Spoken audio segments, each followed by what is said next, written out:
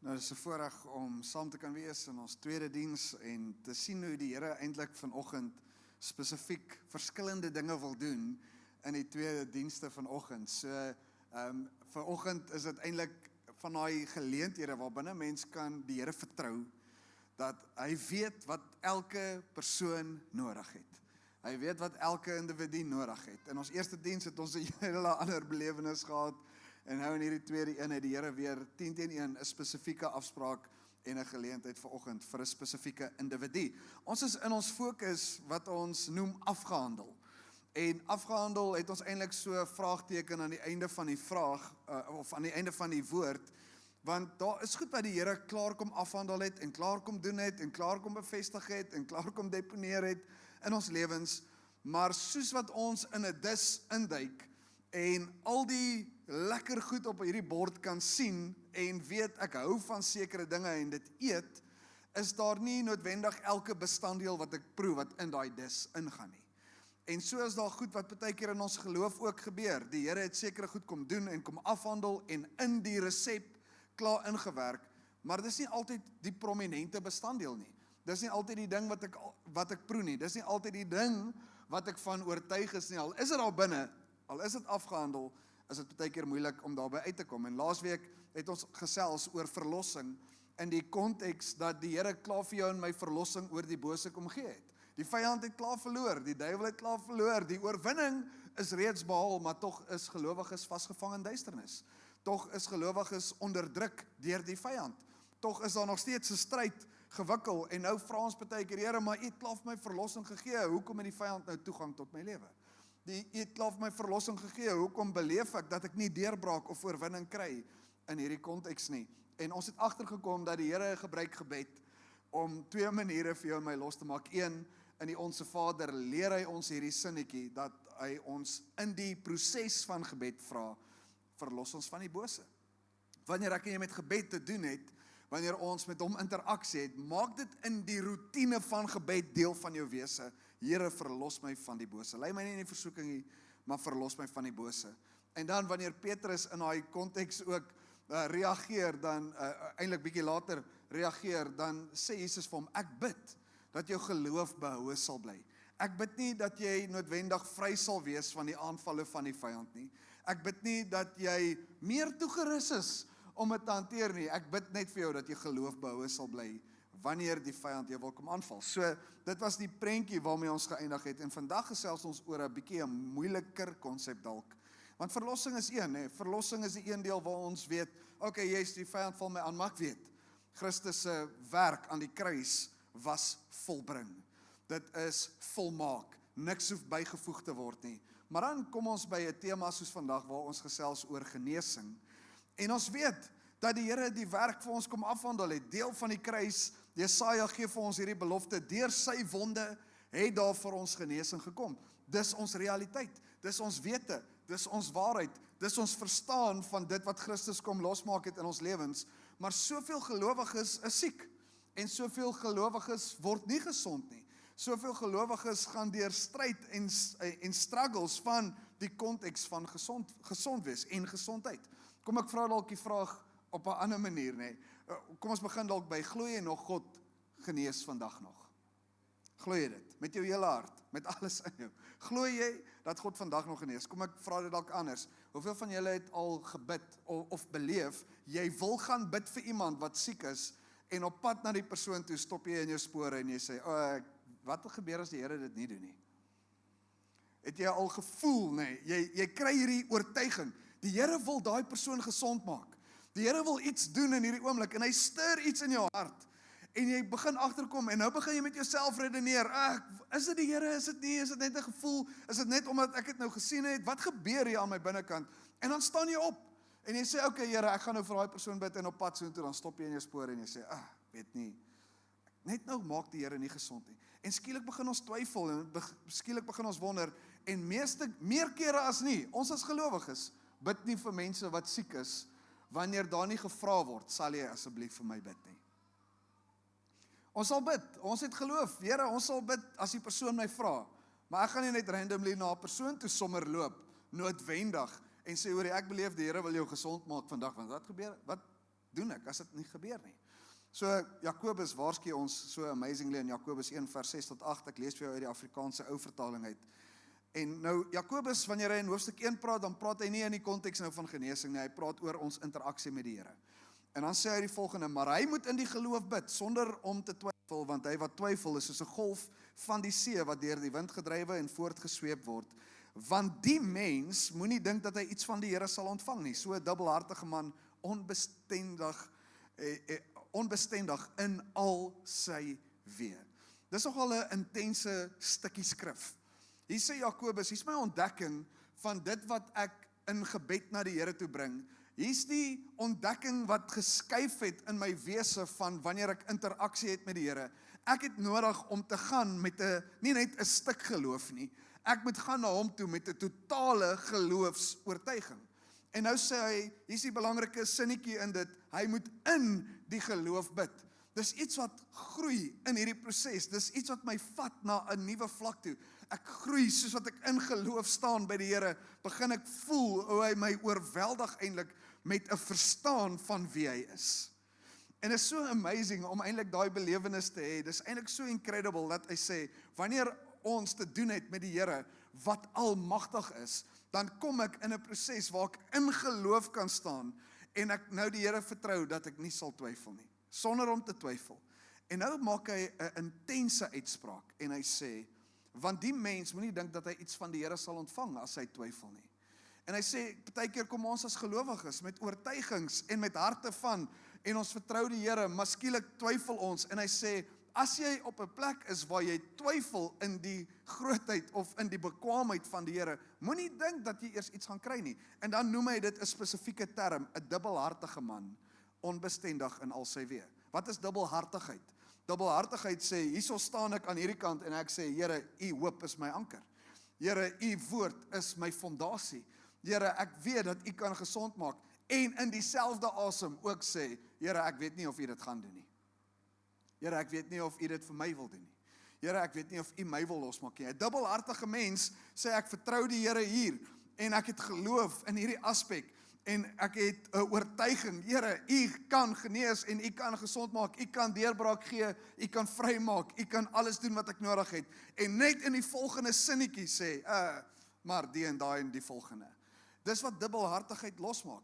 En nou sê Jakobus, jy kan nie op 'n plek wees waar jy dink dat jy die uitdrukking van die woord van die Here wat klaar afgehandel is gaan beleef in jou lewe as jy dubbelhartig is nie. As jy in die een oomblik kan sê, Here, ek glo u met my hele hart en met my hele wese, en die volgende oomblik totaal en al die teenoorgestelde kan sê. En nou sê hy, ek hou eintlik van die woord wat hy gebruik, onbestendig in al sy weë. Dis nie net, ek is onbestendig in hierdie stukkie waar ek 'n stuk geloof nodig gehad het nie. Hier waar ek nou bonatuurlik nodig gehad het dat die Here moes ingryp nie. So 'n persoon word onbestendig in al sy weë. Alles waarmee hy besig is, daar's 'n stuk oortuiging en skielik is daar nie. Daar's 'n stuk wete, die Here kan en die Here gaan, en in die volgende oomblik is dit net weg. En dis hoekom hy die prentjie gebruik van soos 'n golf van die see wat deur die wind gedrywe en voortgesweep word. Soos wat die omstandighede gebeur, so kom dit en gaan dit. So het ek dit en skielik het ek dit nie meer nie. So, in daai konteks glo jy vandag nog dat die Here genees en is jy oortuig daarvan? Is jy oortuig dat die Here nog steeds in 2024 gesond maak? Of het ons eintlik op 'n plek gekom waar die Here dokters opgerig het om genesing te bring? En al wat ek en jy as gelowiges moet hê is net 'n goeie mediese fonds.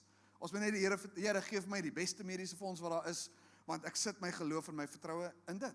Het ons op die plek gekom dalk waar ons nie nodig het om die Here regtig te vertrou vir genesing nie, omdat ons alles anders in plek het. En ek sê nie dat ek het 'n mediese fonds. Ek het dit.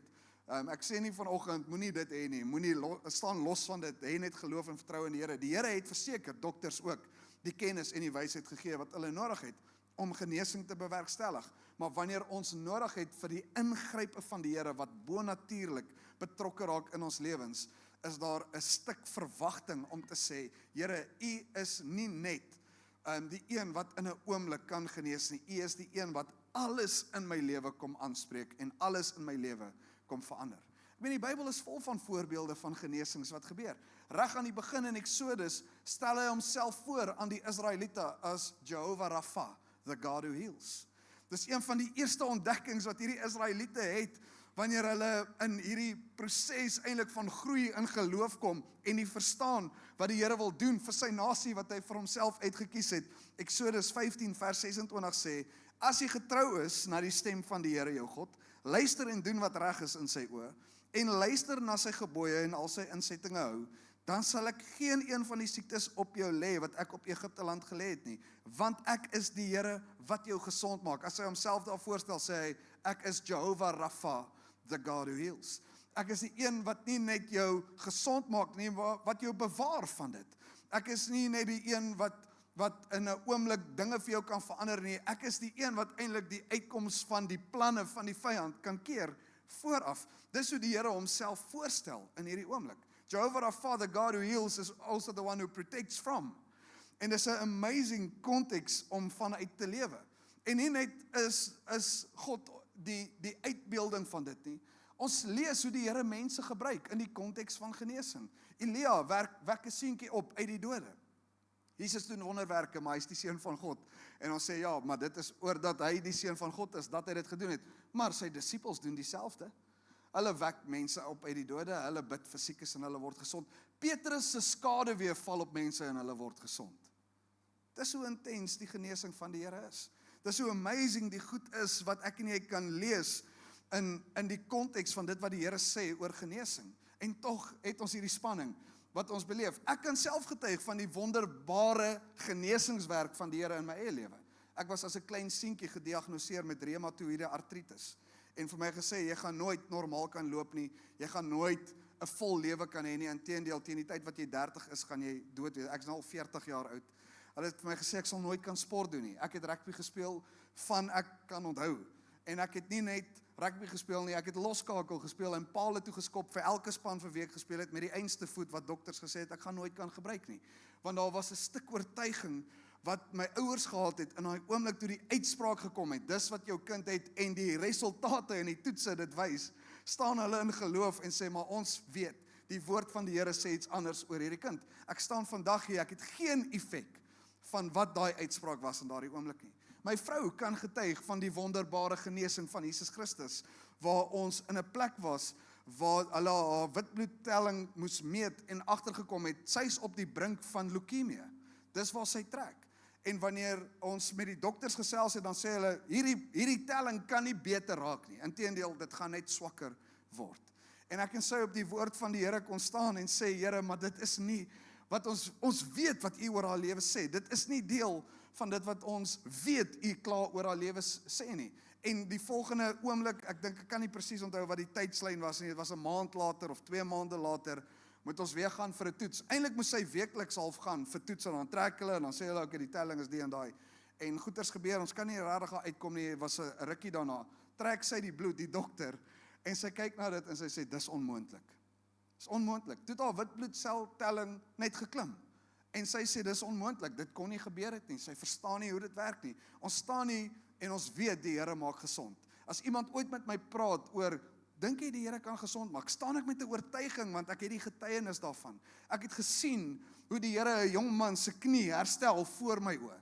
Waar hy nie kon loop nie, nie kon staan nie, skielik op en afspring en volleybal speel saam met ons in die volgende paar minute. Ek het dit al gesien en beleef, maar ek het ook gesien hoe die Here nie gesond maak nie.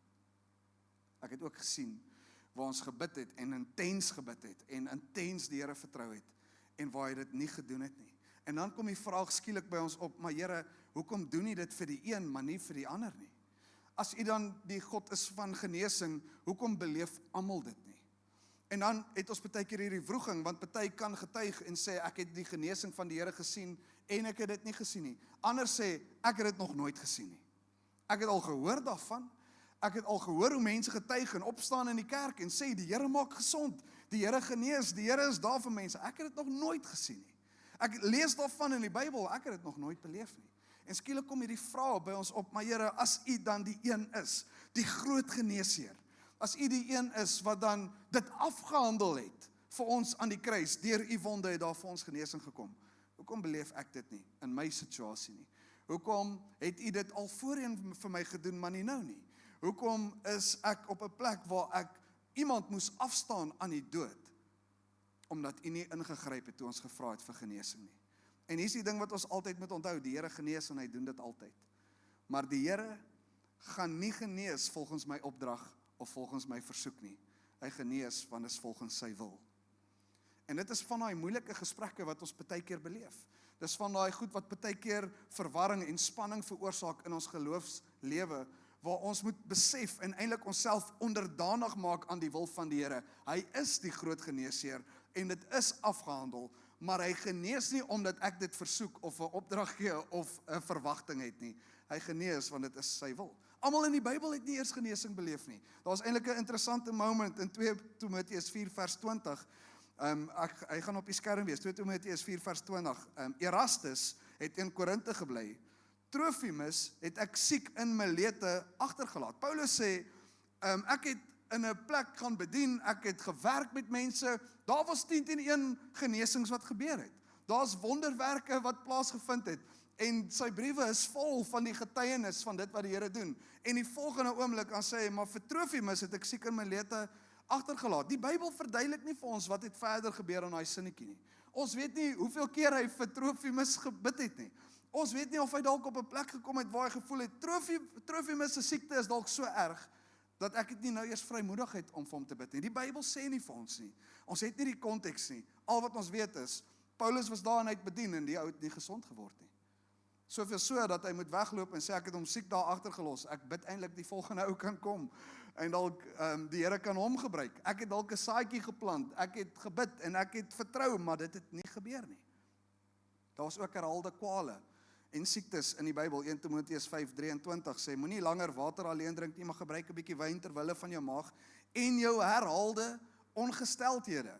Nou hoor wat sê die Amplified, your frequent illness. Hy sê, hierso is die proses wat ek agtergekom het, daar's dinge wat herhaaldelik in my lewe gebeur het. Ek het dit 'n siekte beleef, of 'n maagkramp, of 'n maagkwaal, of 'n maagseer, of 'n wat ook al dit mag wees, en ek het genesing beleef, en ek het die Here vertrou daarvoor, en dit was wonderlik, en skielik toe sit weer terug.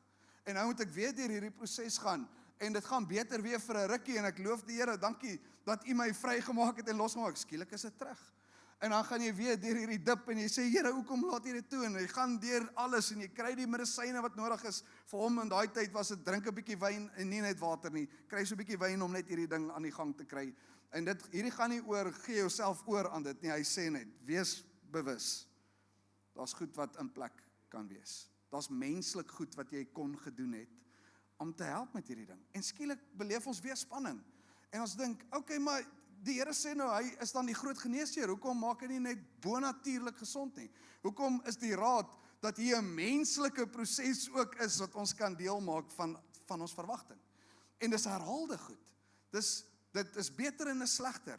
Dis goed en dis nie meer so goed nie. Dis gemaklik en skielik is dit ongemaklik. Ek gaan deur hierdie spanning in my lewe.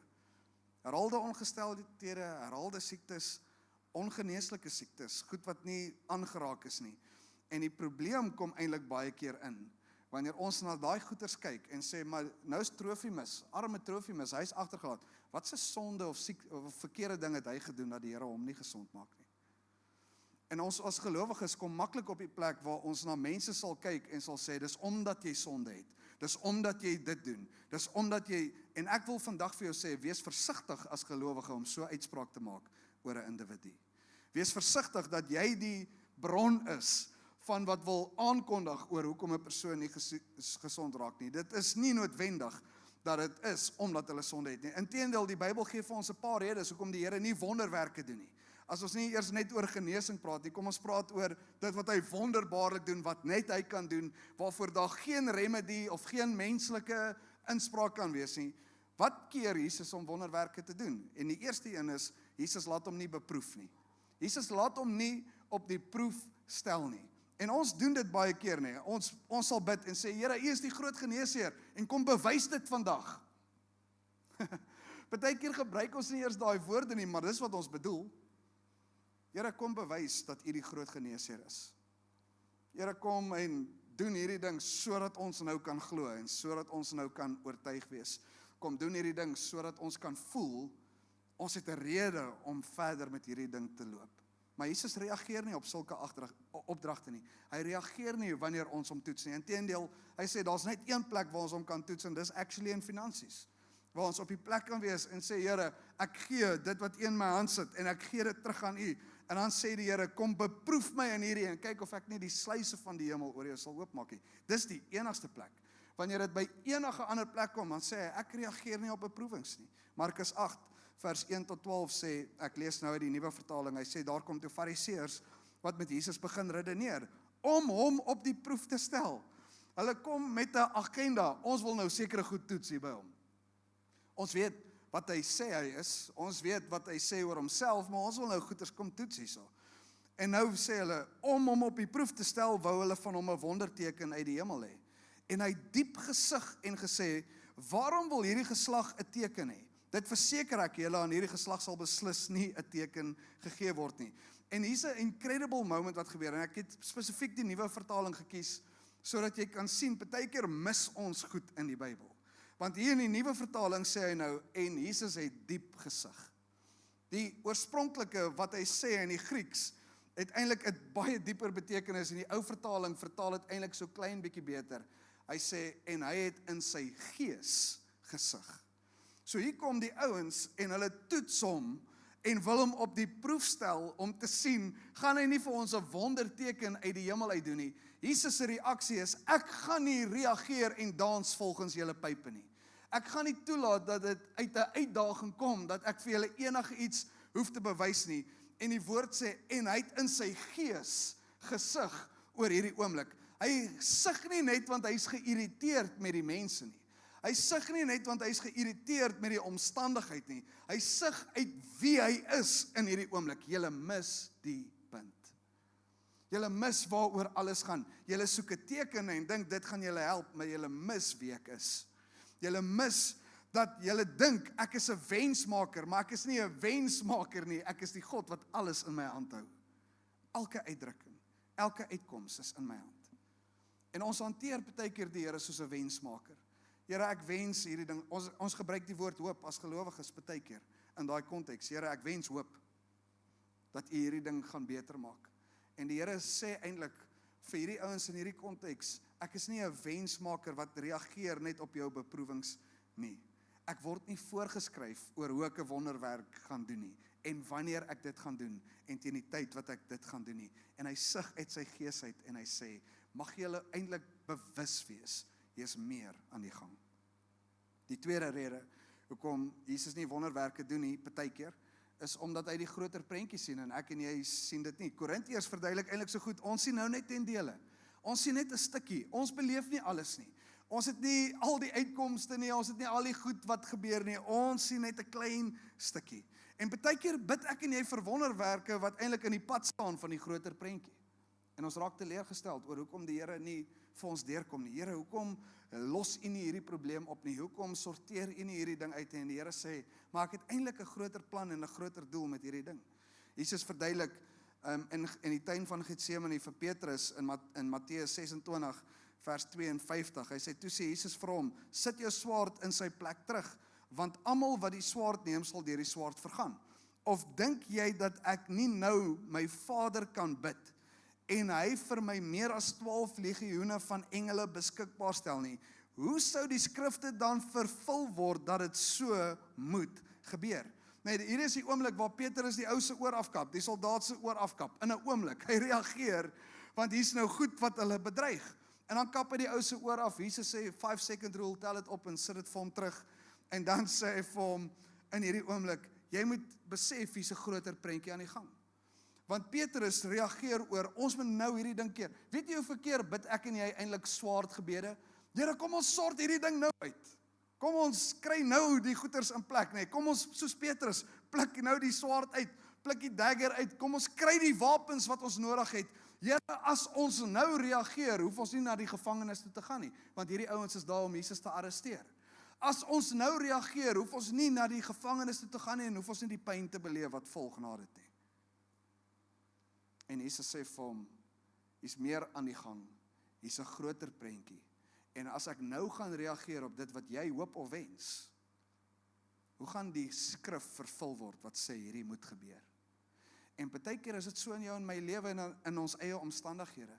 Partykeer wil die Here iets groters kom openbaar deur jou kwaal of deur jou stryd. Partykeer het die Here 'n groter plan of 'n groter uitdrukking wat hy wil bewerkstellig as gevolg van dat ons deur omstandighede gaan. En ons kan dit nie altyd verduidelik nie. Ons het nie altyd die antwoord vir dit nie. Ons het nie altyd die vermoë om dit eers vir iemand anders te verduidelik nie. Maar partykeer is daar net oomblikke waar ek en jy moet besef, dalk is die Here besig met 'n groter prentjie wat ek nie nou besef nie. En wanneer ek deur hierdie ding kom, of selfs al sou ek nie, dat die Here dit sal gebruik vir sy grootheid en sy goedheid. Dat die Here dit gebruik waardeur ek nou gaan, om sy heerlikheid en sy koninkryk te vestig. Die derde ding wat ek en jy moet besef, is Jesus werk wel met geloof in sy almag. Hy word nie op die proef gestel nie. Dis nie hoe hy reageer nie. Hy weet wat die groter prentjie is, en hy gaan nie iets doen wat teen daai prentjie is wat hy klaar bestem het nie.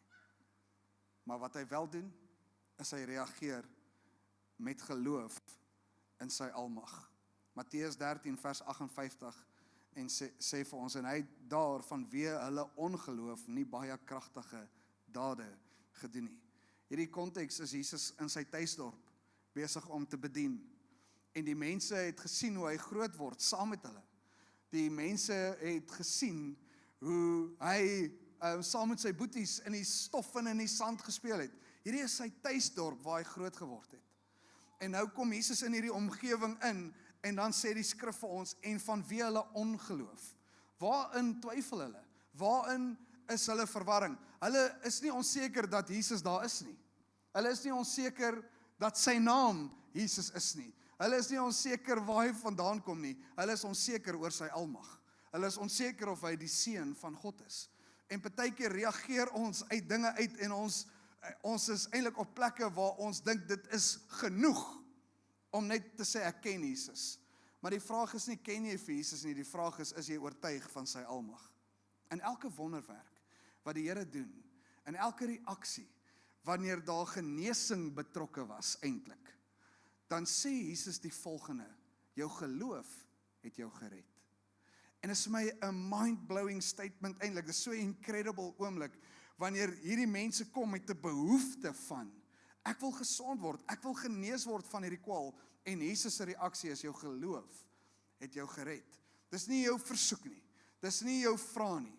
Dis nie enige iets anders wat jy nou in plek kon sit en wat jy gedink het jy kon reg doen om hierdie te verdien nie. Jou geloof het bygedra dat jy sal groei na die plek toe waar jy hierdie kan ontvang.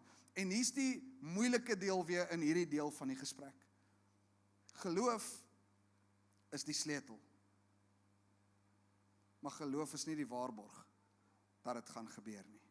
Geloof sluit die deur oop dat ek in die volgende spasie kan inbeweeg. Maar partykeer is die ding wat agter die deur wag nie noodwendig wat ek graag wou gehad het nie. En wanneer ons partykeer met hierdie stryd sit, en wanneer ons partykeer met hierdie moeilike goed sit vanweë hulle ongeloof, het hy nie groot werke gedoen nie, is daar eintlik hierdie ontdekking wat ons net moet maak, waar ons sê, Here, partykeer is geloof moeilik. Partykeer is dit nie eenvoudig nie. Partykeer kom dit nie so maklik nie. Maar hier's die mooi ding van dit wat die Here kom losmaak in jou en my lewe. Hy sê, wanneer jy sukkel met geloof, al wat jy hoef aan te dink, al wat jy nodig het, is geloof so groot soos 'n mosterdsaadjie. As jy net dit het. As jy jou geloof so klein, is hierdie vir jou moeilik om in te glo? Kan jy so bietjie glo sonder om te twyfel? So bietjie. Kan jy 'n druppel glo sonder om te twyfel? Ek het nie nou nodig dat jy 'n oortuiging hoef te hê noodwendig van alles. Jy kan nie so bietjie glo sonder om te twyfel.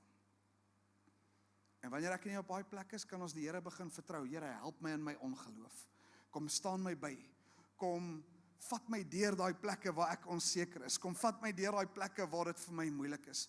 Daar's 'n mooi verhaal wat Jesus doen in Markus 9, waar die pa van 'n seentjie kom en na Jesus toe en hy sê, Here, my seun word eintlik, hy kry stuiptrekkings en skuim kom uit sy mond uit en hy gooi homself in die vuur en in die water om homself te verdrink of om selfmoord te pleeg. En dan kom hy by Jesus aan en hy sê, as u iets kan doen vir ons. As U net vir ons kan ingryp in hierdie oomblik, as U iets kan doen. En ek love die woorde wat die Pa eintlik sê, ontferm U oor ons, Here. As U iets kan doen, as daar enigstens 'n moontlikheid is, dat U my kind kan gesond maak, dat U hom kan genees, dat U hom kan vrymaak, as U iets kan doen, ontferm U oor ons. En dan sê hy in vers 23 van Markus 9, hy sê, en Jesus sê vir hom, wat dit betref, as jy kan glo, alle dinge is moontlik vir die een wat glo. En dadelik roep die vader van die kind met trane uit en sê, ek glo, Here, kom my in my ongeloof te help. Ek glo, Here, kom my in my ongeloof te help. Jesus sê vir hom, as jy nou glo, alle dinge is moontlik vir die een wat glo. Alles, enigiets. En hierdie Pa se reaksie is vol trane. Hierdie Pa se reaksie is iets van 'n verstaan, van hierdie ding weeg so swaar in my hart. Hierdie ding is so oorweldigend. En hierdie woorde wat ek nou hoor, gee vir my hoop. Hierdie woorde wat ek nou beleef, waar U sê, alles is moontlik, dit bring 'n stuk in, maak 'n stuk in my wakker. En die Pa se reaksie vol trane is, ek glo. En net die volgende oomblik, maar kom my ongeloof te help. Klink dit nie soos dubbelhartige vrae hierdie nie? Is dit nie juist wat Jakobus ons teen waarsku en sê, so dubbelhartige man, onbestendig in al sy weë nie. Maar hierdie Pa het iets anders. Hierdie Pa sê nie, Here, ek glo U, en die volgende oomblik glo ek nie. Hierdie Pa sê, Here, ek glo dat U kan alles doen. En selfs as daar iets sou wees binne in my wat dalk enigstens nog ongeloof het, Here, kom my te help met dit. Kom maak my sterk. Kom bring U geloof in my en maak dit in my wakker. Geef my die gawe van geloof om verby hierdie ding te kom. Help my om U nie net te vertrou vir die hoop vir hierdie situasie nie, maar help my om te groei in die verstaan van wie U is. Dat ek my afhanklikheid in U kan sit, dat ek weet, Here, U is die groot geneesheer wat in 'n oomblik my kind kan genees, maar help my, Here, in die ongeloof, selfs van dit wat vorentoe nog gaan kom, help my om te groei in dit wat ek onseker is oor, Here, want hier's 'n pad om te stap, kom my ongeloof ook by, kom dit wat maak dat ek gaan twyfel, kom kanselleer dit ook in hierdie oomblik, Here, ek glo, maar kom help ook my ongeloof waar ek sou twyfel. Dis 'n incredible moment. Jakobus waarsku ons moenie dubbelhartig wees nie. Hierdie Pa kom leer ons iets. Hy sê, as jy bekommerd is oor 'n geloof wat dalk kort skiet, Here, dankie dat ek kan intap in die wonderwerkende krag wat U doen, en nie net wat U doen nie, dat ek kan intap in wie U is. Dankie dat ek kan vra, Here, kom my te help in dit wat in my kort skiet. En dat ek nooit op 'n plek sal wees waar ek glo en nie glo gelyktydig nie, maar dat ek op die plek sal wees waar ek glo en waar ek bekommerd is, sal sê, Here, kom en maak my sterk. Kom my ongeloof te help. Kom tot my redding, Here. Kom tot my inspraak. Kom tot dit wat ek nodig het. Sy belofte is, deur sy wonde daar vir ons genesing gekom, dis afgehandel. Maar soms proe ons dit nie altyd nie. Soms is die bestanddeel nie altyd prominent nie. Soms is dit nie altyd deel van ons dieet nie. Maar of die Here gesond maak of nie, is nie in jou en my hand nie. Of die Here doen wat ek van hom vra, is nie in my hand nie. Hy is die groot geneesheer. En die amazing ding is, hy wil jou en my gebruik om dit te doen. Hy wil genesing deur jou en my doen. Hy doen dit nie net en dinge is amazing en wonderlik nie. Hy gebruik mense om dit te doen. Markus 16 vers 17 tot 18. Hierdie is my so incredible hoe die Here met die disippels werk. Hierdie is net voor hy opvaar hemel toe. Dis net voor hy die disippels agterlaat en hy sê, hierso is deel, hierdie gaan deel wees van julle bediening. Hierdie is deel van julle verstaan. Hierdie is deel van eintlik die groot opdrag wat ek vir julle kom gee. Hier's die uitdrukking van dinge wat in julle lewe gaan gebeur. En vir die wat geglo het, sal hierdie tekens volg. In my naam sal hulle duiwels uitdryf. Met nuwe tale sal hulle spreek. Slange sal hulle opneem en as hulle iets dodeliks drink, sal dit hulle geen kwaad doen nie. Op siekes sal hulle die hande lê en hulle sal genees word. Hier's 'n belofte wat die Here maak. Hoor wat sê daai woord. En hulle sal gesond word. En ons beleef dit nie altyd nie. Ons beleef nie altyd hierdie deurbraak nie. Ons beleef nie altyd hoe hierdie goed in plek kom vir ons nie. Dink is Johannes 14 as ek nou reg kan onthou, wat sê, waar Jesus vir sy disippels sê, as julle in my glo, as julle in my glo, dan sal julle die dinge doen wat ek gedoen het, en nog groter dinge. 14 vers 12. As julle in my glo, sal julle die dinge doen wat ek gedoen het, en nog groter dinge. En nou maak Jesus hierdie uitspraak, en hy sê, hier's goed wat ek sien, wat in julle lewe gaan teenwoordig wees. En die vraag baie keer wat so swaar weeg, maar Here, hoekom, as dit die opdrag is, as dit die uitkoms is, hoekom beleef ons nie altyd hierdie goed nie? En al wat ons die hele tyd moet doen, wanneer dit kom by die sensitiewe gesprek van genesing, Here, ons maak onsself onderdanig aan u wil. Ons weet u wil, en ons weet u kan, en ons weet 10-1 u gaan. Maar is nie my tydsberekening nie, en is nie volgens my versoek nie, en is nie volgens my opdrag nie. Maar dankie dat ek kan gehoorsaam wees, en my hand kan oplê, en u kan vertrou, want u woord sê dit. Worship team, julle kan my join nie voor. Jakobus verduidelik verder in Jakobus 5. Hy sê, is daar iemand siek onder julle? Hy begin in hoofstuk 1 en dan het hy net hierdie interaksie. Hoe gaan ons na Jesus toe? Wanneer ons bid, moenie twyfel of dubbelhartig wees nie. En dan kom hy in hoofstuk 5 en hy sê, is daar nou siekes onder julle? Is daar ouens wat voel, die kwale van die wêreld het 'n realiteit vir my geword. Laat hom die ouderlinge van die gemeente roep. En laat hulle oor hom bid, nadat hulle hom in die naam van die Here met die olie gesalf het.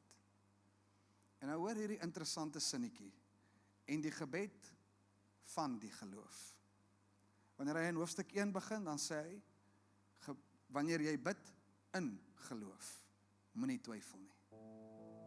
En nou verander, wat het verander? Dat hierdie 'n ander interaksie is, dat hierdie 'n ander manier is. Hoekom sê hy skielik nie meer die gebed in die geloof gaan die siekes genees nie, die gebed van die geloof. En hy gee jou en my eintlik 'n sleutel weer 'n keer. En hy sê, wanneer dit by hierdie omstandighede kom, hierdie tipe van uitdagings, dan is dit nie iets waarin ek in geloof nou moet intree nie. Dis iets wat ek vanuit geloof uitbring. Dis iets wat ek klare oortuiging van het. Die gebed van geloof. Ek bid nie nou in geloof in nie. Ek bid nie dat ek nou meer moet glo ook in hierdie oomblik nie. Ek bid vanuit 'n plek van 'n oortuiging. Here, u is. Nie net u kan nie. Nie net u doen dit nie. Nie net, ek weet Here, u is die groot geneeser nie. Dis 'n plek vanuit 'n oortuiging en die gebed van die geloof. En dan sê hy die volgende, ek love dit so, hoe hy dit aan mekaar sit. En die gebed van die geloof sal die kranke red, en die Here sal hom oprig. What a statement. Nie net genesing bring nie, nie net gesondheid bring nie, maar daar's iets van 'n herstel in die mens. Ek sal hom oprig. Selfs as hy sonde gedoen het, sal dit hom vergewe word. Die gebed van die geloof. Dis nie net ek kom in geloof na die Here toe nie. Dis ek bid vanuit 'n onwrikbare oortuiging. Here, dis wie U is, dis wat U kan doen. En al sou U dit nie doen nie, al sou dit nie nou in hierdie oomblik gebeur nie, dit verander nie die oortuiging van my gebed en van dit wat U wil doen en van dit wat U kan doen nie. Die gebed van geloof. En ek wil jou vra in hierdie oomblik, ek was eintlik nogal in 'n tweestryd, watter kant toe moet ons gaan? Wat wil die Here doen aan die einde van hierdie diens? Moet ons hande oplê, moet ons net geloof kom stuur? Maar ek het so beleef dat ons vanoggend die geleentheid moet gryp, om getrou te wees aan die woord. Ons het salfolie. Ons is gereed om saam met jou te bid. Ons is gereed om saam met jou te vertrou. En die worship team gaan ons lei in 'n volgende lied. Ons gaan die Here aanbid vir wie hy is.